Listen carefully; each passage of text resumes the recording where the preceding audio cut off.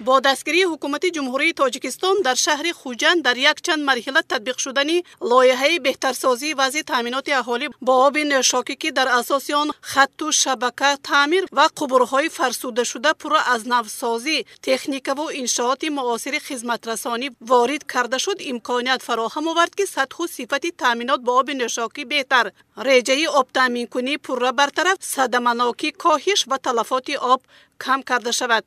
حالا اهالی شهر خوجند قسم ناحیه باباجان غفوروف پره با آب نوشاکی تامینند و برای این در شهر خوجند 5 انشاءات آبدهی و 60 چاه عمودی موجود بوده. اقتدار تولیدات آب نوشاکی در شهر خوجند در یک سال 15 میلیون کوب را تشکیل می‌دهد و در دوره 9 ماه سال 2023 10 میلیون و 723 هزار و 800 متر کوبی آب انتقال داده شده است. این حجم تولید و انتقال آب یک چند مراتب زیاد نسبت به دوره تا تطبیق لایحه می باشد. یکی از مسئله های مهم ساحه این فعالیت با نظام و معیاری شبکه و انشاءات و دستگاه و تجهیزات تامینات با آب در دوره سرما است. آمادگی انفراساختار آبرسانی به تیر ماه و زمستان عامل اساسی تامینات بی‌ممانعت و با صفت آب نوشاکی است. کارخانه واحد دولتی خوجند آب و کانال با پیشبینی نقشه‌های آمادگی تا این مرحله جهت عملی سازی قرارهای حکومت جمهوری تاجیکستان، مقامات اجرایی حاکمیت دولتی ولایت سوخت شهر خوجند عاید به تامین فعالیت ثمره بخش ساحه‌های اقتصادی اجتماعی در دوره تیر ماه و زمستان سال‌های 2023-2024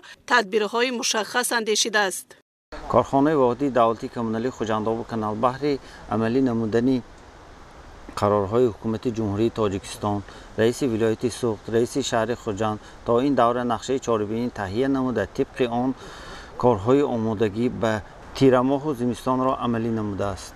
این است که حالا همه 6 پایگاه‌های آبکشی در شهر خوجند در دوره پوره تیار بوده. کوشش نمی‌نماییم که اهالی را با آب نوشاکی تازه تامین نماییم.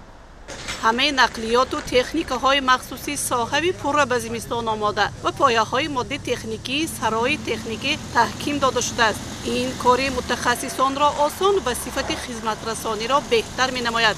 همه نساز های انشاءات آبدهی و آب بالا بردار از سنجش تکنیکی گذرانیده دیگر چاره‌بینی های آمادگی به دوره در شعبه و انشاءات عملی گردیده است.